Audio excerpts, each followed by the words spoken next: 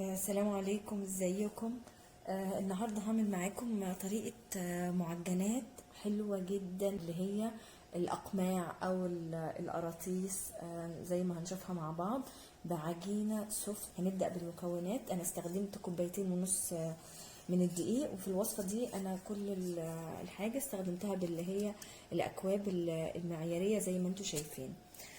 كوبايتين ونص من الدقيق، عندي 3 معالق كبار من السكر، عندي هنا رشة ملح، معلقة كبيرة كيك شيف أو بيكنج باودر، ومعلقة كبيرة من الخميرة. دي بالنسبة للمكونات الجافة. نيجي بقى للسوائل. اهي ربع كوب من الزيت، نص كوب من اللبن. وفي فرق ما بين اللبن والحليب. اللبن اللي هو اللبن الرايب بيبقى قوامه تقيل شوية. وعندي علبة زبادي. هبدأ أخلط المكونات السايلة مع بعض وهوريكم. هنا هبدأ أحط علبة الزبادي اللي هي المكونات السايلة. بسم الله. ربع كوب الزيت، نص كوب اللبن، اهو شايفين القوام هو ده، وعليهم السكر 3 معالق اكل سكر، وعليهم الخميره. وابدا اخلط كل المكونات دي مع بعض لمده دقيقتين 3. فعادي انا اقدر اعملها بايديا، لكن انا صراحه بستسهل الاله كده. بعد ما خلطت كل المكونات السايله مع بعض، وهبدا احط المكونات الجافه. هنحط اللي هي رشة الملح، هحط اللي هي الكيك شيف، واخلط المكونات دي كلها وابدأ انزلها على الخليط السائل. هنا خلصت العجن بتاعها خلاص. بس انا حبيت اوريكم. شايفين هي بتلزق في ايديا، وده المطلوب. انا مش عايزة يعني شايفين، بصوا العجينة وطراوتها. العجينة دي خيالية. حاجة بس خطوة أخيرة هعملها، كورة كده، وبكل ما أوتيت من قوة وهبط. هتتخمر معايا تقريبا ساعة، ساعة وربع. هدهن وشها بنقطة زيت واسيبها تتخمر. بس حبيت اقول لكم انا غلفتها هنا بالستريتش، وبعد كده بفوطه وفي مكان دافي يعني ومظلم شويه. حبيت اقول لكم مش شرط تستخدموا الاكواب المعياريه، عشان هي هتدي اصلا كميه قليله. لو انتوا مثلا عدد افراد كبير، ممكن نستخدم الكوبايات العاديه بتاعتنا على حسب يعني اي نوع الكوبايه او حجمها. بس اهم حاجه نلتزم في الوصفه بان هي تكون كوب واحد اللي نستخدمه في الوصفه كلها، يعني هي اللي نعير بيها الدقيق ونعير بيها الحليب والزيت وهكذا. بس حبيت بس اوضح المعلومه دي. هنا بقى عقبال ما العجينه بتاعتي تخمر، هجهز الحشوات اللي انا هعملها. هنا عندي جبنه فيتا عاديه، بس دي بطعم الزيتون، انتوا عادي يعني اللي تحبوه ساده اي حاجه. عندي هنا شوفوا قد ايه نعناع، حاجه بسيطه جدا. نعناع اخضر او ناشف، يعني اللي موجود عندكم. شويه بقدونس، هنا فلفل حامي طبعا لو بتحبوا الشطه، لو مش عايزين يعني تستبدلوه بالرومي. وابدا كده هرسهم كلهم مع بعض، وكده يعني تكون جهزت معايا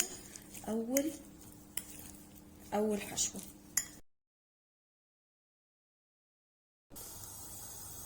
نيجي بقى هنا للحشوة التانية. عندي حاجة سخنة تماما، ابدأ احط هنا مستكة كام واحدة، عشان هي هنعمل حشوة فراخ. شايفين الدخان ازاي؟ نقول هنا بسم الله. عندي فراخ بصوا انا مقطعاها كأنها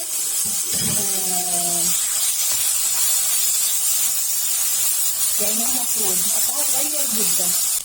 اول ما تبدأ تنشف معايا كده كده نشفت، ابدأ احط زيت.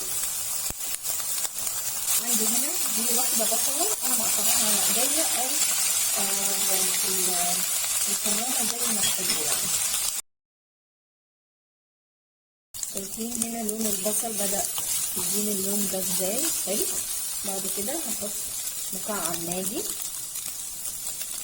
لما اول ما نحط مكعب الماجي خلي بالنا بقى واحنا بنظبط الملح. كل الحاجات دي حلوه انا محتاجاها. عندي هنا واحده فلفل رومي برضو صغير جدا. فلفل اسود ده اللي انا هحتاجه من التوابل. رشه خفيفه من السكر، رشه خفيفه قوي. اقلب. انا هنا مش محتاجه ملح لان خلاص الماجي اداني الملح اللي انا محتاجاه. بس شايفين عندي هنا هضيف بقى معلقه، يعني هي كريمه شويه، جبنه سايله،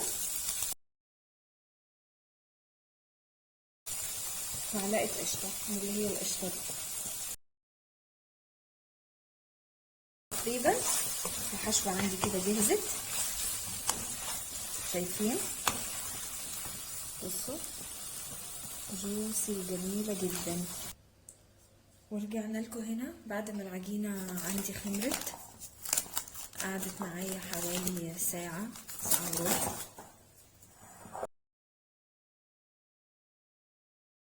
هحاول افردها بشكل مربع لان انا عايزه يعني اخليها مربع. بس فردت العجينه مربع. هبدا بقى لو عندي عجله زي دي او بالسكينه عادي هبدا اعملها شرايط، ولا رفيعه ولا تخينه. بس هنا هتبقى عاليه شويه، فحاول ان انا اسويها. شايفين العجينه يعني بتمط ازاي؟ العجينه ما فيهاش سمك، يعني ما فيهاش سمك، السمك العادي للعجينه اهي.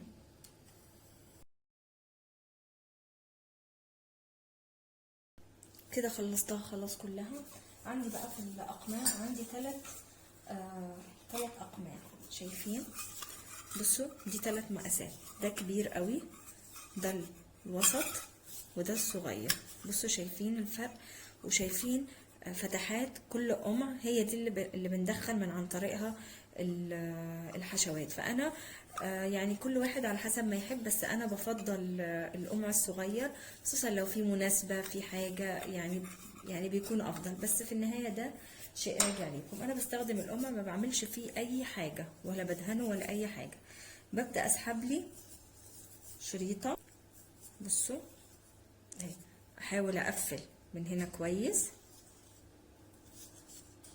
ومن هنا مش كده، لا اركب واحدة على طرف التانية اهي. هقفل من هنا، هركب واحدة على طرف التانية، وما حاولش العجينة تمط معايا قوي اهي. شايفين؟ واحدة على التانية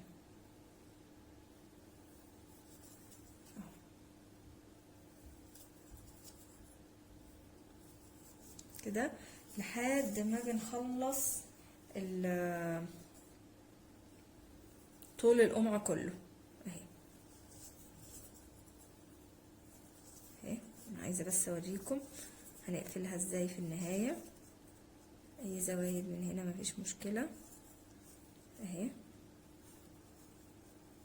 اهي.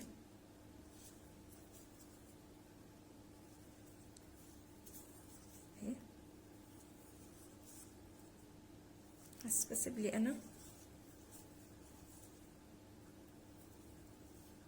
وعند انتهاء كده من هنا كده ادخل انيم القمع عليها. يعني من هنا انا خلصتها، هنا هنيم القمع كده على الصينيه بتاعتي.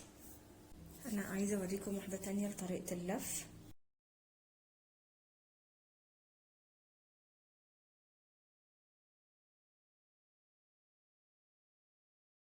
دايما اخلي الزياده مليانه كده وتخينه، وانيم في الصينيه بتاعتي كده. الحمد لله خلصت الكميه بتاعتي كلها.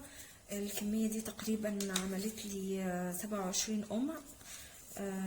هبدأ بقى لازم اسيب ما بينهم كده مسافات عشان لما يتنفخوا. عندي هنا بيضة حطيت عليها معلقتين اكل حليب، احط عليهم بق من الخل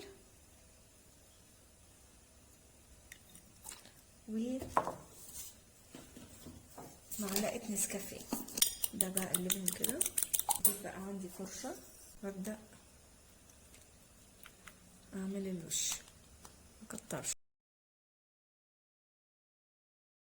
عندي هنا سمسم وحبة البركة، لخبطتهم مع بعض. سمسم ابيض مش محمص، لخبطتهم مع بعض زي ما انتوا عايزين. انا بحب بس احطه في النص.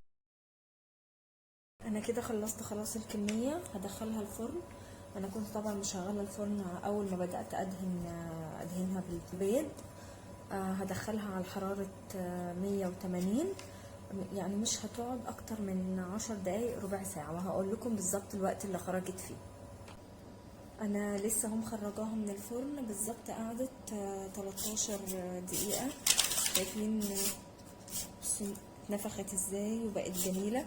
مش هعرف بقى اسلكها دلوقتي من الاقماع غير لما بس تبقى دافية شوية، مش باردة، دافية شوية، وهوريكم ازاي نسلكها. كده دفيت شوية فبقى سهل عليا ان انا امسكها. بصوا همسك القمع بخفة والمعجنات بخفة كده، وابدأ بسم الله ادور اهي. شايفين؟ اجيب واحدة تانية اهي، سلك كده واحدة واحدة اهو.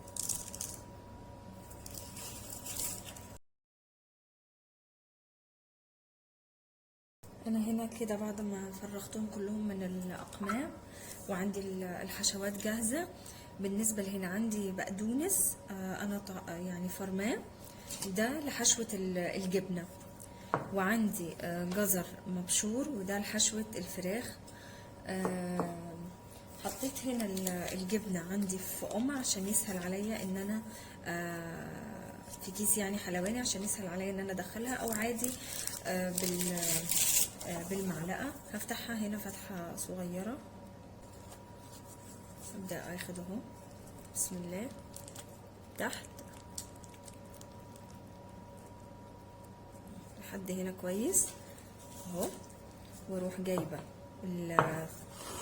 كده شويه البقدونس اهو اللي عندي، واعمل كده. دي بالنسبه لحشوه الجبنه. نعمل واحده تانية. نعمل بقى الفراخ طبعا صعب ان انا ادخلها في قمعة او حاجة، فهعمل ايه اهو بالمعلقة، معلقة عادي صغيرة، وانزل، وبظهر المعلقة ازق لتحت اهو، وازق كده لتحت.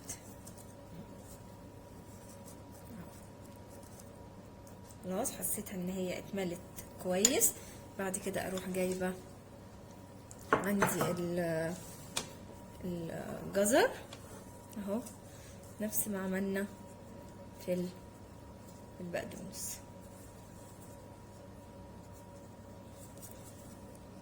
شكلهم حلو قوي وكيوت اهو.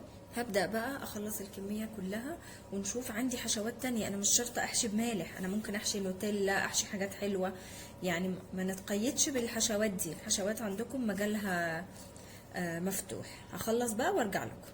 كده انا خلصت ورصيتهم هم في الطبق زي ما انتوا شايفين قد ايه جميلة ومشرفة وطعمها طبعا حلو جدا جدا. يعني بصوا الشكل والطريقة، يعني بصوا من جوه طبعا الجبنة اهي، انا متأكدة ان هي دخلت 100%. دي بالنسبة للجبنة اما بالنسبة للفراخ شايفين العجينة قد ايه حلوة. عشان كده انا مش عايزة الفراخ تكون يعني جوسي قوي، عشان ما تبلش العجينة وتطرى من الناحية دي، وتفضل يعني صامدة معانا فترة. فان شاء الله يا رب تكون الوصفة عجبتكم ونالت على اعجابكم. ما تنسوش بقى اللايك والشير وتفعلوا الجرس عشان يوصلكم كل ما هو جديد، والف هنا وشفا ليكم.